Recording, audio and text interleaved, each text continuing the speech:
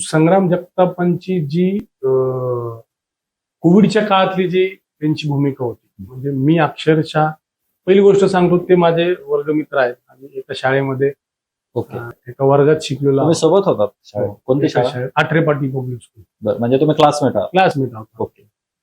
कधी कधी वैचारिक आमचं एखादी गोष्ट त्यांना आवडत असेल, मला नसेल आवडत, असं होतं. परंतु मला आवडलेली सगळ्यात मोठी आणि त्यांचं कौतुक करावं तेवढं कमी म्हणजे कोविडच्या काळात त्यांनी केलं. साहेब, त्यावेळेस ज्यावेळेस आपण स्वतः सुद्धा ज्यावेळेस घराच्या बाहेर पडण्यासाठी खूप विचार करून बाहेर पडायचो, बरोबर, त्यावेळेस ते कोविडच्या वॉर्डमध्ये जाऊन त्या तिथं ऍडमिट असलेल्या रुग्णाबरोबर मास्क न घालता फोटो काढायचे. बापरे.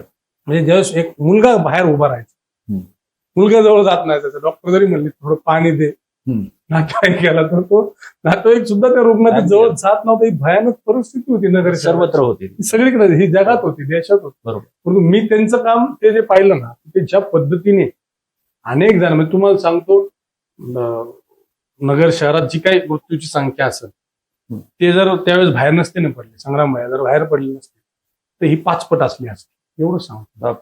लोक घाबरून जायचे हो. आम्ही काय करायचो, लोकांना जेवणाची व्यवस्था करायचो, हॉस्पिटलच्या बाहेर जे लोक असायचे त्यांना फूड पॅकेट पोच करायचो. परंतु ते डॉक्टर बरोबर पीपीई किट न घालता आत जर कोण जात असेल तर आमदार साहेब द्यायचे फक्त.